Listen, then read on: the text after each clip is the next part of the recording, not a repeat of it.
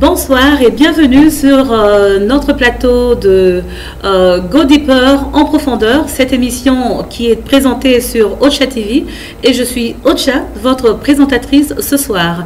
Alors, comme d'habitude, sur cette émission, nous avons des invités et ce soir, nous avons encore un invité. Son nom, c'est Patrick Kankama. Patrick est un ancien de l'église, alors le nom de l'église c'est Word of Life Church ici à Cape Town et aussi Patrick est un homme d'affaires. Alors je vais lui donner l'opportunité de se présenter lui-même, il va nous parler de lui. Bonsoir Patrick. Bonsoir Ocha. Tu es le bienvenu sur ce plateau de Ocha TV. Très bien, merci. Voilà, c'est un plaisir de t'avoir avec nous ce soir. Et j'aimerais pour commencer que tu nous parles brièvement de toi, s'il te plaît. Très bien, pour ceux qui ne connaissent pas Patrick, je suis Patrick L'Honneur Kakama, marié et père de 3 enfants. Je suis ancien de l'église, comme vous l'avez mentionné, Word of Life Church, parole de vie en français. D'accord. Et je suis également dans des petites affaires ci et là. D'accord, très bien. Alors Patrick, la raison pour laquelle je t'ai invité ce soir, c'est parce que nous allons, vous savez, édifier. Nous allons édifier ceux qui vont nous suivre sur notre chaîne Ocha TV, sur YouTube, et aussi ceux qui nous suivent sur Facebook, toujours sur Ocha TV, aussi sur Twitter et sur Instagram. Alors, Patrick, pour commencer, nous allons commencer avec la rubrique spiritualité, parce que chaque fois, sur cette émission, nous avons différentes rubriques. Nous avons la rubrique spiritualité, la rubrique société, aussi nous avons la rubrique sexualité, questions ouvertes et aussi curiosité. Et sur la rubrique curiosité, il faudrait être prêt parce que je vais te poser quelques questions que tu auras à répondre pendant 5 secondes. D'accord. Pour commencer avec notre rubrique spiritualité. La première question, d'après toi, tu penses qu'un chrétien peut faire la politique? Oui, j'aimerais, avant de répondre à cette question en profondeur, essayer de comprendre ce que c'est que la politique. Au départ, si l'on doit considérer que la politique est la gestion d'une cité, je dirais oui, qu'un chrétien qui a tous les atouts nécessaires et qui a les capacités est appelé à faire la politique. Il n'y a rien de mal à cela. Au contraire, un chrétien, j'ose croire, c'est un bon citoyen, c'est quelqu'un qui a certains attributs qui permettraient justement à la société de manière collective de jouir de tous ces attributs d'un chrétien qui fait la politique, oui, au point d'être, si pas président de la République, maire de la ville, président de l'Assemblée nationale. Vraiment. Pour moi, je dirais qu'un chrétien peut faire la politique. Tout à fait. Alors ça, c'était très clair, très bien, parce que nous voyons que la plupart de fois, les chrétiens s'écartent un peu de toutes les questions relatives à la politique, parce que nous avons l'impression de penser que tous les politiciens sont des démagogues, et du coup, les chrétiens qui se disent, pour vouloir préserver leur foi, ne veulent pas s'adonner à la politique. Donc voilà, Patrick a bien répondu, et donc pour vous qui aspirez à être des politiciens, que vous êtes chrétiens, n'ayez pas peur, vous vous y lancez. Voilà. Alors, pour aller dans notre deuxième question, c'est celle-ci. Quels sont les dangers de la politique d'après toi? Les dangers de la politique, comme dans tout autre domaine, c'est sans risque, sans danger. C'est-à-dire, en politique, comme dans le social, comme dans n'importe quel autre domaine, il y a des dangers, il y a des risques auxquels on est exposé. Pour moi, je dirais que la politique, une personne ou un chrétien, parce qu'on parle d'un chrétien, oui, tout à fait. Lorsque justement un chrétien se retrouve dans un milieu politique ou en politique, il est justement exposé à la corruption, il est exposé à l'injustice, justement à toutes ces valeurs négatives, oui, qui pourront compromettre sa foi. Et il est important pour moi justement d'avoir un caractère, d'avoir de la discipline et surtout de la crainte de Dieu. Oui.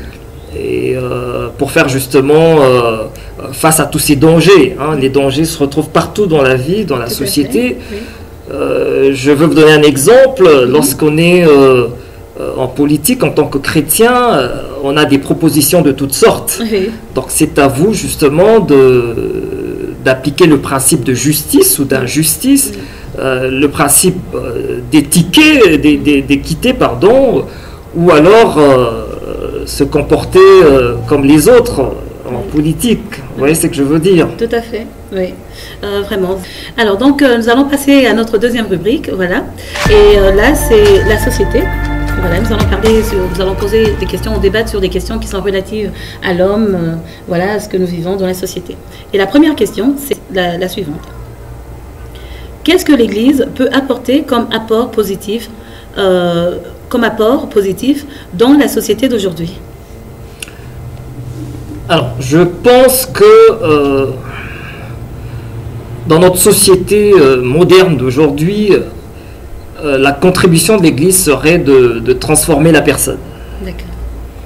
Parce qu'en fait, comme vous le savez, je ne vous informe pas, l'homme est constitué d'un esprit, d'un corps et d'une âme. Oui, tout à fait. D'accord? Oui. Donc l'aspect âme, c'est cet aspect justement émotionnel. D'accord. C'est cet aspect qui prend, si vous voulez, l'aspect prépondérant sur le reste de nos aspects. Ça veut dire le corps, l'esprit. Alors, l'Église est justement appelée à transformer les âmes, à transformer les personnes. Vous voyez, lorsque vous avez quelqu'un qui jadis fut un grand bandit et qu'aujourd'hui, cette personne, au moyen de l'Église, a donné sa vie à Christ, et cette personne est transformée. Cette personne cesse d'être un danger pour la société. Tout à fait. Lorsque vous avez une femme qui jadis était une fille de joie, mais puisqu'elle a justement rencontré la personne de Christ à travers l'Église, et cette personne est transformée. Tout à fait. Cette personne devient utile à la société. Donc nous avons besoin de l'Église, que ce soit au niveau du développement de la communauté, pour la transformation des personnes, la transformation des cœurs. Nous voyons la moralité, donc là, nous voyons un tout petit peu sur le plan spirituel, moral. Quel apport vous pensez que l'Église peut amener un développement au niveau de la communauté?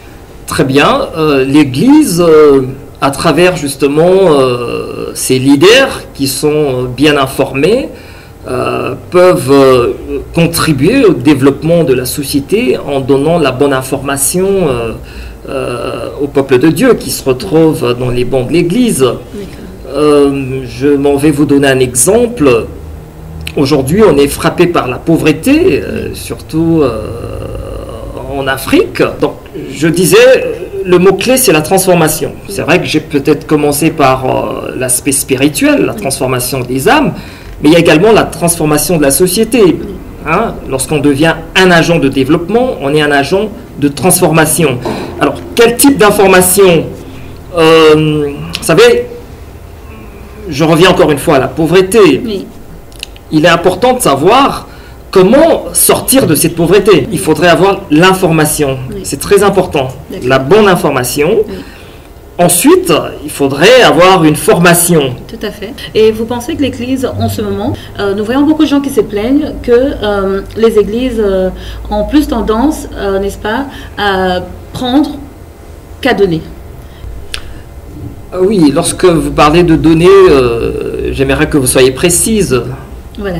Donc, voilà. Quand je dis, par exemple, que l'Église prend plus qu'il ne donne, ça, je dis très bien, c'est ce que les gens disent. Alors, ici, nous sommes en train d'essayer de défendre aussi, puisque nous sommes chrétiens, n'est-ce pas, l'Église, et faire comprendre aux gens, comme vous dites, que c'est très important, d'abord, comme l'Église emmène cette transformation. Voilà. Alors, puisqu'avec cette transformation, il vous permet aussi d'emmener une formation, n'est-ce pas? Puisque lorsque vous êtes transformé, vous êtes aussi capable maintenant de comprendre que vous êtes utile à la société. Vous allez sentir que la société a besoin de vous.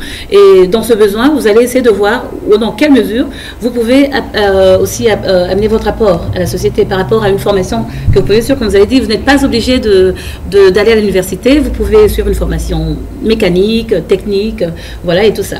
Alors, Alors, je dis ici dans le sens où, vous savez, quand on parle des mabonzas, donc des offrandes, vous savez, et des dîmes et tout ça, mais à la fin, est-ce que vous pensez que l'Église est vraiment en train de ramener aussi tout ce bien à la société, à la communauté?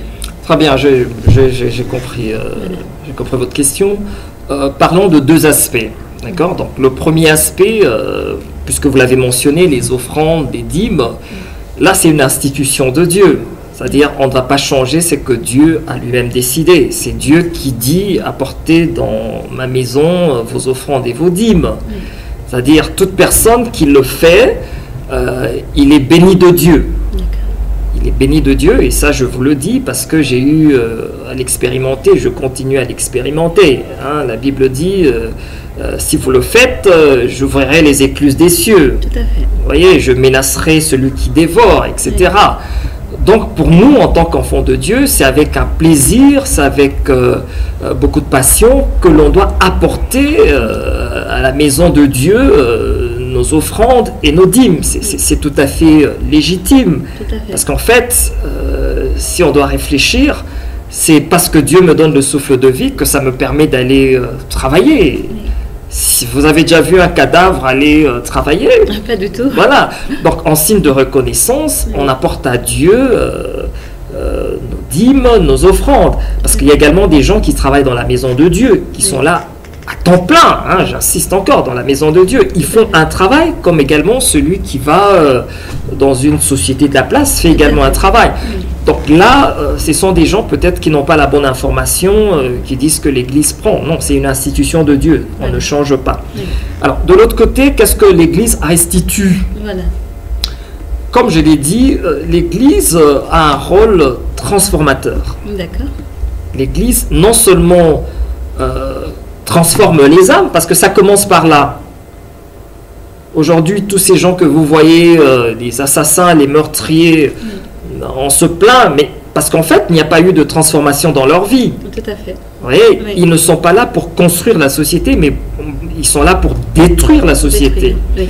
Alors, lorsque l'Église commence par la transformation des âmes, ensuite, cette Église... Aujourd'hui, dans les églises, je vois qu'il y a également des séances où les leaders réunissent par exemple les hommes d'affaires. Oui. C'est-à-dire, on parle d'affaires dans l'église, on parle des finances dans l'église. Vous allez voir quelqu'un qui a une formation financière, qui occupe justement un poste financier pour gérer les finances de l'église. Donc, l'église est une société.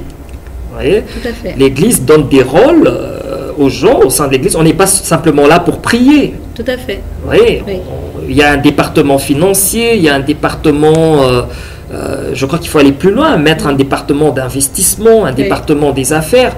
Et au travers de ces départements, dans l'Église, on transforme les personnes. Tout à fait. Vous voyez ? Et une fois que ces personnes sont transformées au niveau de l'Église, elles deviennent utiles dans la société. D'accord. Donc l'Église restitue en fait. D'accord. Patrick, vous avez très bien répondu à ces questions et nous sommes vraiment allés en profondeur. Je suis sûre que vous êtes certainement édifiés, n'est-ce pas? Et je vais encore vous encourager, s'il vous plaît, à nous envoyer vos questions, n'est-ce pas? Et vous encourager aussi à vous souscrire sur notre page, sur notre chaîne YouTube, Ocha TV, et aussi à aimer notre page Facebook, Ocha TV. Et si vous l'avez déjà fait, s'il vous plaît, partagez au maximum avec vos amis, vos familles, et laissez que tout le monde soit édifié. Permettez-les tous d'être édifiés. Alors, nous sommes aussi sur Twitter et sur Instagram, Ocha TV. Voilà. Alors, toujours en profondeur, nous allons à notre prochaine rubrique. Voilà. C'est sur la sexualité. Et la première question est la suivante. Aujourd'hui, il semble que le sexe avant le mariage ne soit plus un tabou. Pensez-vous que cela peut affecter le salut de quelqu'un? J'aimerais éclaircir la question, parce que quand on est enfant de Dieu, il y a deux choses qui nous menacent. Il y a l'adultère et puis il y a la fornication. Donc parlons de l'adultère, c'est toute personne mariée qui a une relation extra-conjugale. C'est l'adultère. Et parlons de la fornication, c'est justement toute personne non encore mariée qui a une relation sexuelle. Tout à fait. Appelons le chat par son nom, hein, etc. Donc, je vois très mal un chrétien qui connaît le sexe avant le mariage. Donc la question ne se pose même pas. Je ne sais pas si vous me comprenez. Bien sûr. La question ne se pose pas, Oui. parce que lorsqu'on est enfant de Dieu et que l'on marche dans la crainte de Dieu, c'est-à-dire on n'est ni dans l'un ni dans l'autre, hein, ni dans l'adultère ni dans la fornication. Oui. Mais s'il arrive qu'un enfant de Dieu connaisse une relation sexuelle, que ce soit dans le cadre de l'adultère ou de la fornication, et que s'il ne se repent pas, oui, il peut perdre son salut. C'est parce que ça devient une monnaie courante, ça devient tout à fait normal. Vous savez, ça devient une sorte de mode des chrétiens qui ont des copains et des copines avec qui ils se permettent de se connaître avant le mariage. Donc, vous leur dites carrément que rien n'a changé lorsque vous êtes chrétien, que vous adonnez à ce genre vous savez, de relation. Vous risquez de perdre votre salut. Oui, tout à fait. Hein. C'est important que l'on ait cette information. Encore une fois, c'est une question d'information. Je sais qu'aujourd'hui, surtout dans nos églises, il faut faire attention, hein. L'église, c'est comme un océan, on y trouve poissons, on y trouve serpents, on y trouve crapauds. Donc, oui. Toute personne qui est assise sur un banc de l'église n'est pas forcément enfant de Dieu ou chrétien. Tout à fait. Donc, une jeune sœur qui est dans l'église peut justement tomber sur un loup qui s'est transformé en agneau, mais en fait, il reste un loup. Tout à fait. Et lorsqu'il demande à vous connaître avant le mariage, hein, j'entends même dire ce sont des matchs préliminaires. Voilà. D'accord. Donc, Avant le match. Avant le match, ouais. Oui. Mais en fait, ce n'est pas avoir la bonne information, parce que lorsque vous devez vous unir, hein, Dieu a fait que le sexe soit quelque chose qui se passe dans un cadre qu'on appelle le mariage, parce que la mauvaise gestion du sexe peut entraîner des conséquences très dramatiques. Voilà. Parce que le problème, c'est que la jeunesse d'aujourd'hui trouve que c'est tout à fait normal. Vous voyez, on voit des serviteurs qui entretiennent des relations hors mariage, dans le sens où, même s'ils ne sont pas mariés, mais qui ont des copines et des copains, et qui ont des relations sexuelles, mais qui viennent et qui servent normalement à l'église. Alors, que diriez-vous à ce genre de serviteurs, ou encore à leur leader de l'église? Bon, vous savez, la question sur le sexe, c'est une question très sensible. Hein, comme je l'ai dit, il y a deux choses qui menacent, c'est l'adultère et la fornication. Donc, soit on est dans l'un, soit on est dans l'autre. Oui. Bien entendu, hein, à part ceux qui craignent vraiment le Seigneur, il faudrait demander l'aide de l'Esprit de Dieu. Oui. Hein, parce que je sais que parmi les fruits de l'Esprit de Dieu, on a la maîtrise de soi. Tout à fait. Donc, si vous savez que c'est une faiblesse, vous le savez, hein, mieux que quiconque, et vous avez besoin d'aide. Et cette aide viendra du Saint-Esprit si vous êtes sincère dans votre démarche. Et justement, la deuxième question, c'est ça. Comment vous pensez que les jeunes de cette génération peuvent-ils surmonter l'impudicité? Donc, vous trouvez que c'est juste en priant et demander l'aide du Saint-Esprit qu'ils peuvent surmonter ce besoin sexuel qui... Oui, le besoin sexuel, qu'on ne se trompe pas, c'est un besoin humain, hein, comme tous les autres besoins. On n'est pas des robots. Mais je crois qu'encore une fois, c'est une question d'information. Hein. J'insiste encore sur l'information. Oui. Le jeune homme ou la jeune fille doit être mature, doit être prêt pour s'engager à ce type de relation. Oui. Savoir, parmi les informations, je suis en train d'énumérer, savoir que Dieu demande à ce que le sexe soit consommé dans le cadre qu'on appelle le mariage. Tout à fait. Parce qu'une fois que le sexe est consommé en dehors de ce cadre, ça s'appelle la fornication, si on n'est pas encore marié, ou ça s'appelle l'adultère si on est marié. Donc pour les jeunes gens, il faudrait avoir la maîtrise de soi. Ça se demande, c'est un fruit de l'esprit. Donc quand vous avez la maîtrise de soi, vous avez un objectif dans la vie. Et ici, j'aimerais justement donner un conseil à tous les jeunes. C'est-à-dire, il faudrait dans la vie avoir un objectif. La vie, moi je la définis en termes simples, c'est une vision intelligente de l'être. Quand vous avez une vision, quand vous avez un objectif dans votre vie, il y a des choses que vous pouvez surseoir. C'est comme le besoin d'uriner. Je peux avoir besoin d'uriner en ce moment-ci, mais j'ai la capacité et la maîtrise, vous voyez, de reporter ce moment à un moment T+1, ça veut dire plus tard. Vous voyez, alors que j'ai besoin d'uriner en ce moment-ci, mais je peux encore gérer, j'ai cette capacité de gérer ce besoin. Donc c'est pareil au besoin sexuel. Lorsqu'un jeune homme, une jeune fille grandit, elle ressent dans son corps certains besoins, mais elle a cette capacité-là de pouvoir gérer cela.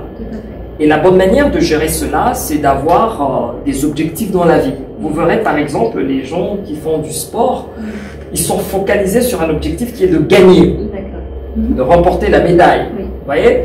Alors, ce besoin, il est quelque part géré de cette façon-là, parce qu'on veut atteindre son objectif. Son objectif, tout à fait. Mais quand on n'a pas d'objectif, vous voyez, quand on n'a pas un idéal dans la vie, on ne mesure pas les conséquences. On est prêt à avoir une relation sexuelle aujourd'hui, et demain, pour la jeune fille, ça peut se terminer par un avortement qui pourrait par la suite compliquer sa vie, son futur, lorsqu'elle va se retrouver dans le mariage. Vous voyez, beaucoup de jeunes filles ont perdu leur vie par cela.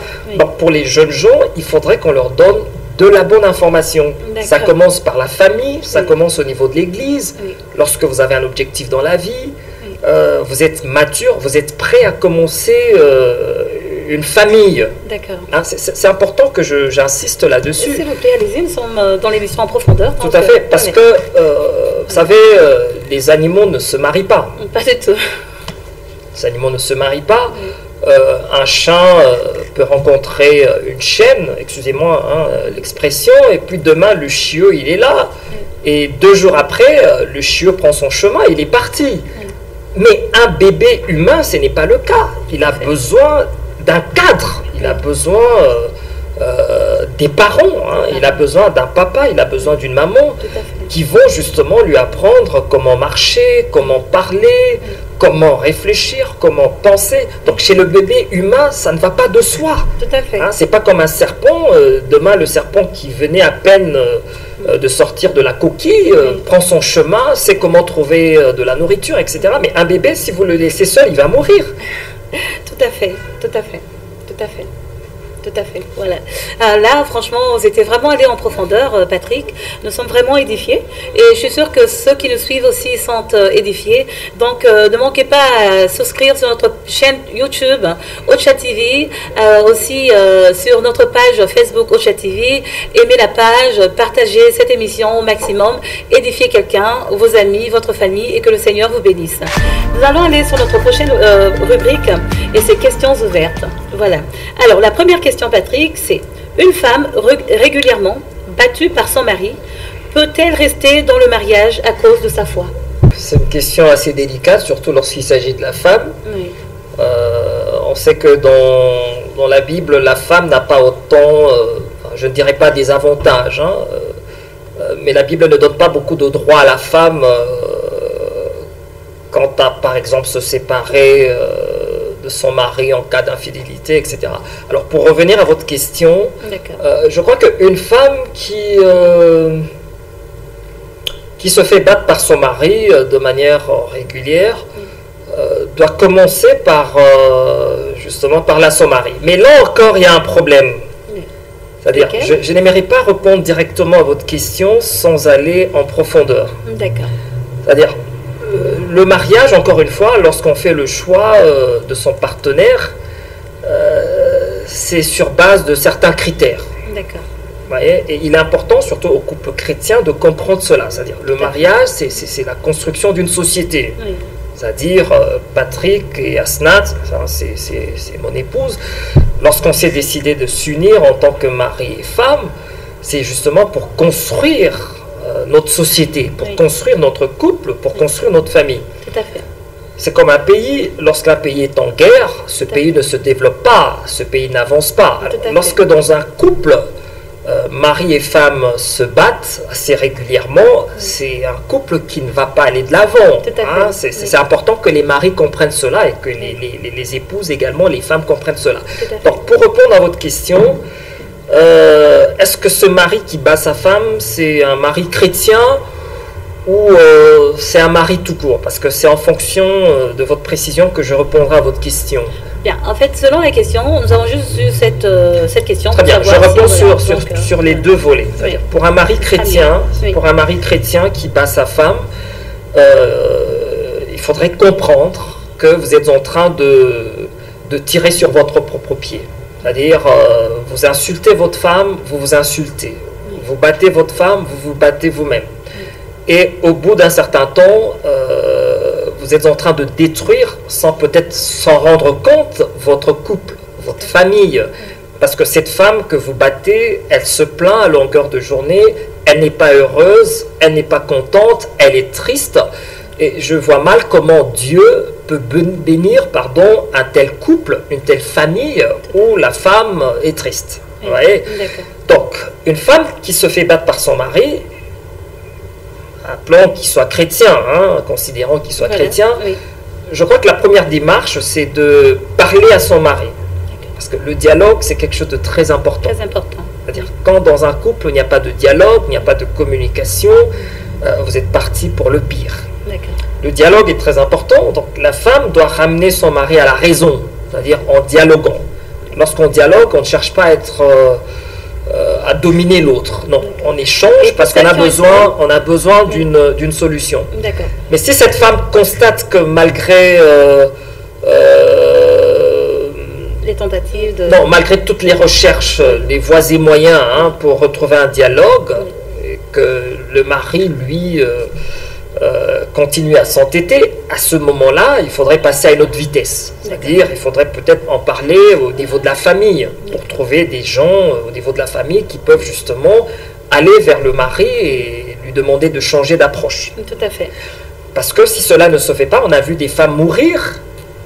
Justement. On a vu des femmes mourir parce que monsieur a transformé le lit conjugal en un... Patrick, pour revenir à ça, puisque là vous venez de soulever une question très importante, vous dites qu'il y a des femmes qui sont mortes suite... tout à fait. Oui, suite à la violence conjugale.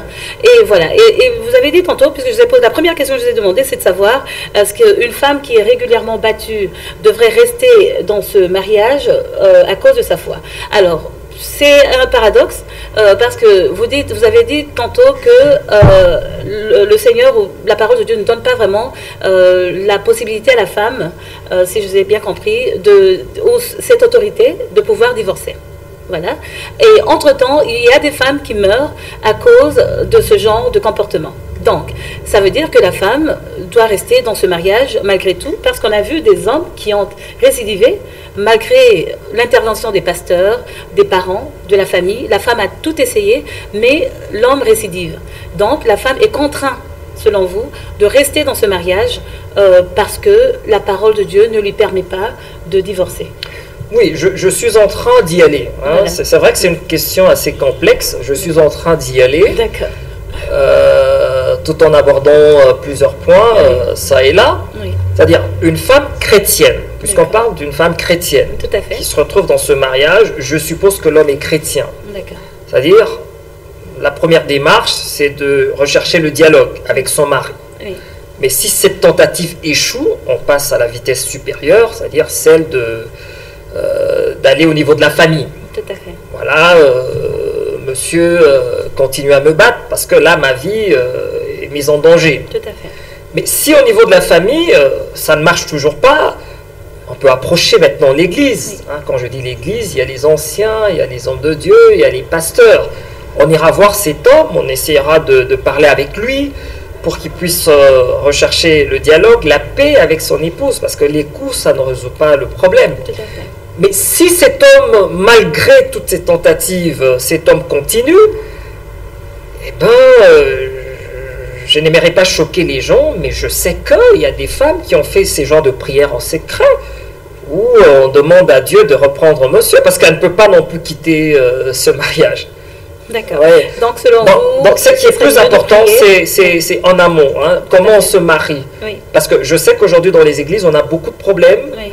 On a des sœurs qui se retrouvent dans l'église, D'accord. puisqu'au départ, c'était pas bon. Hein, la manière dont elle s'est mariée, elle n'a pas pris en considération tous les aspects. Oui. Et elle se retrouve devant un fait accompli. Tout à fait. Pour celles qui Et se on ne peut retrouvent plus, sur ce fait justement, accompli. les femmes qui se retrouvent devant un fait accompli, si monsieur continue à vous battre, et si toutes les tentatives ont échoué, hein, quand j'ai dit toutes les tentatives, Oui. Comme vous l'avez la femme expliqué, elle-même, voilà. etc., les anciens, le Oui. pasteur, on voit que la vie de la femme est en danger. À un certain moment, il y a des femmes hein, qui ont fait ce genre de prière, moi j'ai entendu, et puis voilà, un beau matin, Dieu a rappelé le monsieur. Le problème est réglé. D'accord. Donc voilà, on serait vraiment aller vraiment en profondeur sur cette question. C'est très intéressant, je vous assure. Il y a beaucoup de femmes qui ont posé ce genre de questions. Et si vous remarquez, sur la plupart de mes invités, j'ai repris cette question de savoir si une femme battue devrait rester dans son mariage. Alors ça, c'est la réponse de Patrick, n'est-ce pas? Alors, pour aller dans la deuxième question, je suis sûre que nous allons certainement revenir sur ça prochainement. Et je suis sûre que ce n'est pas la dernière fois qu'on vous invite sur ce plateau, bien sûr. On aura encore. Très bien, il n'y a pas de souci. D'accord. Alors donc, la deuxième question, parce que déjà le temps est passé, c'est vraiment très intéressant de vous avoir sur le plateau, vous voyez. Alors, donc, la deuxième question, c'est, pensez-vous que les hommes partagent également la responsabilité de la construction de leur maison? Ou devrait-on uniquement incomber cette responsabilité aux femmes, puisque la Bible dit que la femme sage bâtit son foyer? Très bien, la même Bible dit que l'homme est le chef de la famille. D'accord. C'est-à-dire, c'est comme le tango, ça se joue à deux. Oui. Donc pour la construction, hein, j'ai parlé tout à l'heure de la construction du couple, de la construction de la famille. Oui. Donc on ne pourra pas construire une famille si monsieur se mettait à l'écart. Tout à fait. Oui. C'est-à-dire monsieur, justement, Il a un rôle doit à être jouer. au front, il a un rôle prépondérant Oui. à jouer en tant Très que bien. chef de famille. Voilà. C'est vrai que la maison, c'est à la gestion de la femme. Hein. La femme sage bâtit sa maison, mais l'homme reste le chef de la famille. Le chef de la famille. Vous voyez, Voilà. donc ça c'est très important. Tout à fait. Je ne sais pas, c'est par rapport au temps. Hein. Moi, je suis prêt à aller en détail. Je suis mais sûre bon. que prochainement, nous allons certainement Très aller bien. en profondeur pour cette question. Ce sera vraiment très intéressant de vous revoir sur ce plateau de Ocha TV pour notre émission Go Deeper en profondeur. Et voilà, donc nous allons rapidement aller sur la dernière rubrique, Patrick, c'est la curiosité. Alors là, je vais vous poser 3 questions, surprises, et vous avez 5 secondes pour nous répondre. Vous êtes prêts? Je fais confiance à mes capacités d'improvisation. D'accord. Alors la première question. Quel est votre verset biblique préféré? Dieu a tant aimé le monde D'accord. qu'il a donné son Fils unique. Voilà, ce qui est dans Jean 3,16. Ouais. Et la deuxième question. Avez-vous déjà partagé la parole de Dieu dans un lieu public? Oui, bien sûr. D'accord. Et la dernière question. Combien de temps vous faut-il pour pardonner à quelqu'un qui vous a fait du mal? Je n'ai pas de temps à cela. C'est parce que j'ai compris tout au long de ma vie que nous sommes humains, nous sommes imparfaits, D'accord. c'est-à-dire on est appelé à se pardonner, comme a posé la question à Donc ça vous Pierre. prend 5 secondes, 10 secondes et vous avez pardonné? Je suis humain, je ressens en moi une peine, Oui. mais après j'oublie. Dieu merci, je ne suis pas rancunier. D'accord, au moins ça vous prend une journée ou deux. Non, je ne me rends même pas compte. Ah, d'accord. Moi, je ne me Voilà. rends pas compte. D'accord. Merci beaucoup Patrick, une fois de plus. C'était vraiment un plaisir de vous avoir sur ce plateau, de répondre à nos questions et d'édifier le reste du monde. Et voilà, donc comme je disais, vous êtes sur Ocha TV pour notre émission En profondeur avec Ocha. Alors je vais rapidement donner à Patrick une seconde juste pour conclure et passer un message à ce que nous suivent voilà, pour nos téléspectateurs. Très bien, je vous présente mes meilleurs vœux pour l'année 2020 qui s'annonce d'ici une quinzaine de jours, et que j'aimerais que ça soit pour tout un chacun de nous une année pleine de bonté, de richesse, des belles expériences. Et voilà, que Dieu nous garde, que Dieu nous protège. On est parti pour des nouvelles aventures. Voilà, et c'est sur cette note que je vais vous dire merci encore d'avoir suivi Go Deeper en profondeur sur Ocha TV avec Ocha, votre présentatrice. Et je vous encourage encore, s'il vous plaît, à vous souscrire sur notre page YouTube et à partager au maximum. Aimez notre page sur Facebook, Ocha TV, et aussi suivez-nous sur Twitter et Instagram. Avant que nous puissions nous retrouver à la prochaine émission, je vous dis que Dieu vous bénisse. Au revoir. Au revoir, Patrick. Au revoir.